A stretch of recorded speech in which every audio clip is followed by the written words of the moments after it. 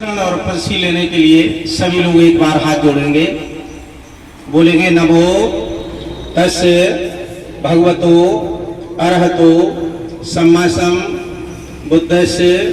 नमो तस्य भगवतो अरहतो सम्मा बुद्धस्य। नमो तस्य भगवतो अरहतो सम्मा बुद्धस्य। ओकाश आम बनते त्रिशरणेन सह पंचशीलं धम्मं याचामि अनुगं कत्वा शीलं देथ मे भन्ते। द्वितीयंपि तृतीयंपि ओकाश आम भन्ते त्रिशरणेन सह पंचशीलं धम्मं याचामि अनुगं कत्वा शीलं देथ मे भन्ते।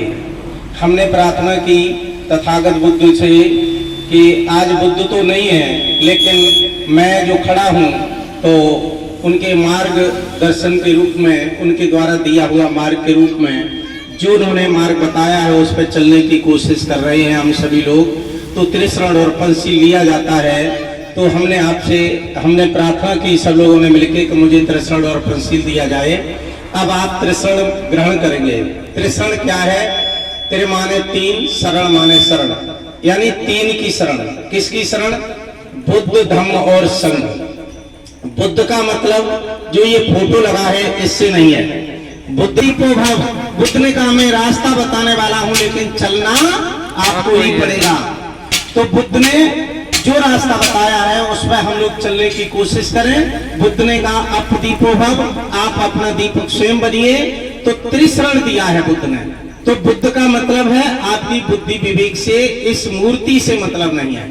फिर आता है धम्म। धम्म क्या है? दो शब्द है, धम्म और धर्म। बुद्ध ने धर्म नहीं दिया, बुद्ध ने क्या दिया? धम्म दिया। बुद्ध ने धर्म नहीं दिया, बुद्ध ने धम्म दिया है। धम्म का मतलब है आचरण, धम्म का मतलब है रास्ता जिस पर आपको चलना है।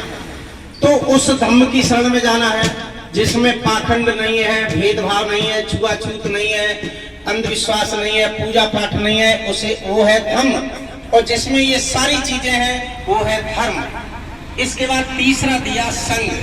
संघ यानी बुद्धिमानों का संघ, विवेकियों का संघ, अपने से समझदारों का संघ। बुद्ध ने ये कहा कि जो तुमसे समझदार है, जो तुमसे विद्वान है, उसकी संगति करो। उन्होंने भिक्षुओं का संग दिया। भिक्षु और साधु समाज में दो हैं। भिक्षु और शायद आपके घर में नहीं आए होंगे, लेकिन साधु गली गली आपको फिरते मिल जाएंगे। भिक्षु साधु में अंतर क्या है? बहुत बड़ा अंतर है, जमीन आसमान का अंतर है। एक तरफ एक भिक्षु खड़े हों और एक तरफ नियम संयम से चलने वाले एक भिक्षु हो, दूसरी तरफ 100-200 साधु हो, तो शायद एक भिक्षु के बराबर नहीं होंगे। अब आप सोचते होंगे ऐसा क्यों? ऐसा इसलिए कि जब भिक्षु बनना पड़ता है तो सबसे पहले एक संकल्प लिया जाता है। एक चीज है जो अपने परिवार से तलाक लेना पड़ता है।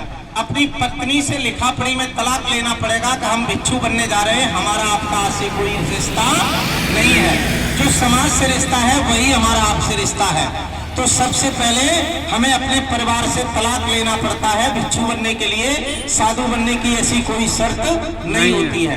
दूसरी बात है कि अगर आपको भिक्षु बनना है तो भिक्षु बनने के बाद आप गृहस्थी में नहीं रह सकते। आप घर से बाहर कहीं कुटिया बनाइए, घर से बाहर कहीं बुद्ध विहार हो, घर से बाहर कहीं आपका ट्यूबवेल हो, वहां पर आपको रहना पड़ेगा। आप गृहस्थी में नहीं रह सकते। साधु अपनी गृहस्थी में नाती बेटों के साथ रह सकता है। तीसरी शर्त, भिक्षु बनने के बाद 24 घंटे में सिर्फ एक बार भोजन मिलता है, वो भी दिन में 12 बजे से पहले। और साधु दिन में 36 बार भोजन कर सकते हैं। ये अंतर है। चौथा अंतर है कि भिक्षु अगर भिक्षाटन करने जाएगा तो वो अपने घर के लिए कमाई नहीं करेगा, वो सिर्फ अपने पेट के लिए 2 रोटी लेने जाएगा। और एक शर्त और है कि 5 घर से ज्यादा कोई भिक्षु भिक्षा नहीं मांग सकता। आपके घर में आया, आपने चावल दिए, दूसरे ने पैसे दिए, तीसरे ने आटा दिया, चौथे ने दाल दे दी, 5 ने आटा दिया। रोटी अगर किसी ने नहीं दी तो भिक्षु छठवां घर रोटी के लिए नहीं मांग सकता है। उसी आटा को अपना घोंट घाट के खा सकता है। साधु पूरा गांव मांग सकता है, कोई बाउंडेशन नहीं है। तो भिक्षु बनना बहुत कठिन है। इसीलिए बुद्ध ने अपना एक जो रास्ता बनाया था उसमें भिक्षु लोग दिए थे, जो बहुत ही बुद्धिमान विवेकी लोग हुआ करते थे। ऐसा जो संघ दिया था, तो इन तीन की शरण में जाने के लिए बुद्ध ने कहा था बुद्ध, धम्म और संघ। अर्थ मैंने इसलिए समझा दिया कि किसकी शरण में जाओगे। अब बुद्ध माने आप सोचोगे कि हम बुद्ध की फोटो की शरण में चले जाएं, तो बुद्ध ने कह दिया कि जो दुनिया से चला जाता है उसकी तुम शरण में जाकर के कुछ भी प्राप्त नहीं कर सकते हो। अगर प्राप्त कर सकते हो तो उनके द्वारा बताया हुआ मार्ग पर अगर चलना शुरू कर देते हो तो ये समझ लो कि हम उनके द्वारा उनको प्राप्त करने जा रहे हैं। यही बुद्ध का मार्ग है। तो बुद्ध ने कभी नहीं कहा कि मैं भगवान हूँ, मेरी पूजा करो, मेरी शरण में आओ। उन्होंने ये कभी नहीं कहा। उन्होंने कहा धम्म की शरण में जाओ, और धम्म माने है आचरण, यानी आप एक अच्छे रास्ते पर चलिए जिससे आपके परिवार का, आपके समाज का, हर किसी का विकास हो। ऐसा रास्ता बुद्ध ने दिया। तो चलिए आइए हम लोग कृष्ण और पंचशील ग्रहण करते हैं। आप सभी लोग हाथ जोड़ेंगे, बोले शरणं गच्छामि द्वितीयंपि बुद्धं शरणं गच्छामि द्वितीयंपि धम्मं शरणं गच्छामि द्वितीयंपि संघं शरणं गच्छामि तृतीयंपि बुद्धं शरणं गच्छामि तृतीयंपि धम्मं शरणं गच्छामि तृतीयंपि संघं शरणं गच्छामि। हमने 3 बार इसको ग्रहण किया। बुद्ध की शरण जाता हूँ, धम्म की शरण जाता हूँ, संघ की शरण जाता हूँ। दूसरी बार और तीसरी बार मैं बुद्ध, धम्म और संघ की शरण में जाता हूँ। इसके बाद 5 सील दिए बुद्ध ने। 5 सील यानी 5 रास्ताएं, 5 वचन, 5 चीजें गृहस्थों के लिए दी हैं। अगर 5 बातें आप बुद्ध की ये मान लेते हो तो निश्चित है कि आपके घर का विकास हो जाएगा, आपके घर की कला। जोड़ के बोलेंगे, ये हमारी आवाज नहीं निकलती है बहनों की। मालूम पड़ रहा है कभी खाना नहीं मिला है। हमें ऐसा लगता है कि जब आपने देखा कभी हमारी माताओं बहनों में कई लड़ाई झंझट हो जाए तो 1 किलोमीटर आवाज जाती है, और अभी हमारी माताएं बिल्कुल मौन बैठी हैं। आवाज निकालिए जिससे कुछ पल्ले पड़े, कुछ आप समझिए। 5 सील हम आपको ग्रहण कराते हैं। आप लोग बोलेंगे पाणात पाता बेरमणी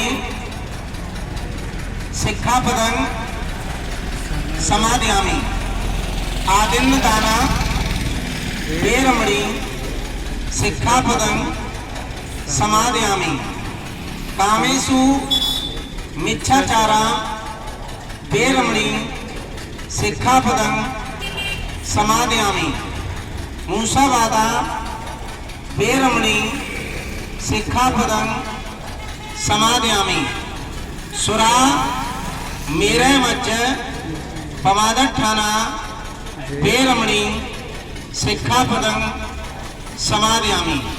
ये 5 सील आपने पाली भाषा में ग्रहण किए। अब मैं थोड़ा हिंदी में इसका अर्थ बताए दे रहा हूँ, और 5 सील आप सबको रट के जाना है। 5 अभी मैं रटाए दे रहा हूँ। सबसे पहला है पाणात पाता बेरमणी सिक्खापदं समादयामि, कि मैं जीवन में कभी अकारण प्राणी हिंसा नहीं करेंगे। पहला है बहनों कि हम जीवन में कभी हिंसा नहीं करेंगे। क्या नहीं करेंगे? मैं जीवन में कभी हिंसा नहीं करेंगे। ये पहला सील है। इतने भाई बहन बैठे हो, मैं आपसे अगर एक बात पूछ लूं, अगर आपके घर में मुर्गा मछली मीट बनती है तो सच बताना, क्या किसी की हत्या होगी कि नहीं होगी? होगी। और हमारा सील क्या कह रहा है? क्या कह रहा है? क्या हम हिंसा नहीं करेंगे? कुछ लोग तर्क देंगे कि साहब मीट खाना तो अच्छा होता है, लेकिन समय परिस्थितियों के हिसाब से ठीक होता है। अपने यहाँ का टेम्परेचर मई जून में 45 हो जाता है, और उस समय अगर आप तामसी भोजन और खाते हो तो फिर ये बुद्धि दिमाग हमारा काम नहीं करेगा। मैं ये बात क्यों कह रहा हूँ?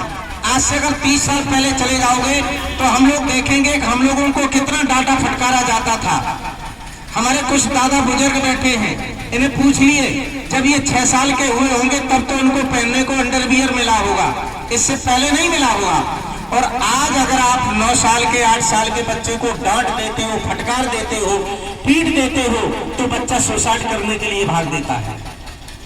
आपकी बात बर्दाश्त नहीं करना चाह रहा है। ये तामसी भोजन खाने का असर है। इसलिए भाइयों, आपने सुना होगा अभी पिछले वर्ष इटावा में 9.5 साल के बच्चे ने सुसाइड कर लिया, यानी फांसी लगा ली। 9.5 साल का या 10 साल का बच्चा जो अभी खेलना और खाना नहीं जानता है, भाइयों उसने फांसी क्यों लगा ली? क्यों लगा ली? इसका मतलब ये है कि हमने देखा है, हम ये आपसे कहना चाह रहे हैं कि अगर जितना तामसी अन्न खाओगे, संत भी यही कहते हैं कि जैसा खाओगे अन्न वैसा बनेगा मन। हमारा बुद्धि भी वैसा ही काम करती है जैसा हम भोजन करते हैं। तो हमें भोजन हमेशा कैसा खाना चाहिए? शुद्ध शाकाहारी खाना चाहिए, जिससे हमारे विचार, हमारा दिमाग शुद्ध रहे, सात्विक रहे, अच्छे विचार इसमें पैदा हों, ऐसा हमें भोजन करना चाहिए। तो मेरा आप सबसे एक निवेदन है कि जिन घरों में ये तामसी भोजन बनता है, जिन घरों में तामसी भोजन खाया जाता है, आज वो श्रद्धेय बहन के इस कार्यक्रम में एक संकल्प लेके जाएं कि आज के बाद हम अपनी बहन बेटियों को, अपने बच्चों को तामसी भोजन नहीं खिलाएंगे, यानी अपने घर में मीट मुर्गा मछली नहीं बनने देंगे। ठीक रहेगा ना? ठीक रहेगा। तो आप एक संकल्प लेके जाइए। मैं इसलिए कह रहा हूं कि अगर आप ये तामसी भोजन खाना बंद कर देंगे तो निश्चित तरीके से बहुत ही अच्छा कार्यक्रम होगा, बहुत ही अच्छा जीवन में बदलाव होगा। आपके अंदर जो गुस्सा या क्रोध है, निश्चित वो कम होना शुरू हो जाएगी। आज हम देखते हैं, हम जहाँ इटावा में रहते हैं, अजीत नगर मोहल्ले में सेवा हॉस्पिटल से लेके बाईपास तक कम से कम इस जाड़ों के महीने में 10 ठेला लगते हैं अंडे के, और हर एक के 300 से 400 अंडा सवेरे से संजालो बिक जाते हैं। कुछ लोग तो 1-1 किलोट ले जाते हैं पूरी। सुबह बच्चा स्कूल जा रहा है, दे दो अंडा की ऑमलेट, और शाम को लौट के जब आया तो दे दे मुर्गा की मीट। अब आप पढ़े लिखे भाई बैठे हो, सही बताना, उस बच्चे का दिमाग क्या ठीक रहेगा? बहनों रहेगा? नहीं रहेगा ना? मेरा आपसे निवेदन है, आप पौष्टिक भोजन करिए, पनीर खाइए, और भी चीजें खाइए, लेकिन ये तामसी भोजन खाना बंद करिए। ये हमारा पहला सील शिक्षा देता है कि हम तामसी भोजन नहीं खाएंगे, और तामसी भोजन खाने का मतलब है कि हम आज से हिंसा नहीं करेंगे। ठीक है बहनों? ठीक है। अगर आप चाहो तो सही बताना, क्या घर में मीट बन सकती है? बहनों बन सकती है? नहीं बनती है? नहीं बन सकती। अगर आप चाहोगे, फिर बन क्यों जाती है? बन इसलिए जाती है कि जब तुम्हारी जीभ चटाका लेती है तो जी तो फिर बनाइए, तो आप तो हाल बनाइए दियो। इसलिए आज से संकल्प लेके जाइए कि माँ कभी भक्षण नहीं करती है, और जिसको कटवा के ला रहे हो वो भी किसी का बच्चा है। अपने बेटा की जब इतनी सी उंगली कटती है ना, तो सारा हृदय रोता है, सारी देर होती है, सारा मन रोता है, सारी बुद्धि विवेक खराब हो जाती है। और जिसको तुम कटवा रहे हो, सही बताना, क्या उसको दर्द नहीं होता है? पीड़ा नहीं होती है? होती है ना? मुर्गा भी जब काटा जाता है, देखा कैसे छटपटाता है, तो पीड़ा तो उसे भी होती है। लेकिन मेरी आपसे गुजारिश है, संतों ने कहा है कि अंकुर भटे सो मानवा, मांस खाए सो स्वान। मांस कुत्ता, बिल्ली, शेर, चीथे का भोजन है, मनुष्य का भोजन नहीं है। मनुष्य का भोजन जो पृथ्वी से उगती है चीजें, उस पर जो लगता है वो मनुष्य का भोजन होता है। तो हम लोग मानव हैं, मनुष्य हैं, तो कुछ थोड़ा बहुत तो मानवता ला करके कुछ आचरण करें। ये हमारा पहला सील है कि हम आज से क्या नहीं करेंगे बहनों? क्या नहीं करेंगे? बोलना तो पड़ेगा, मौन होकर के कुछ ठीक पल्ले नहीं पड़ेगा, नहीं तो फिर वह कहानी हो जाएगी कि राजा कथा करें और रानी डीगर मारे। आप लोग अगर जवाब नहीं देंगे तो मुझे ये लगेगा कि आप हमारी बात सुन नहीं रहे हैं। तो पहला सील हमने आपको बताया कि हम हिंसा नहीं करेंगे। दूसरा है आदिन दाना पे रमणी शिक्षा पदक समाध्यामी, का हम आज से चोरी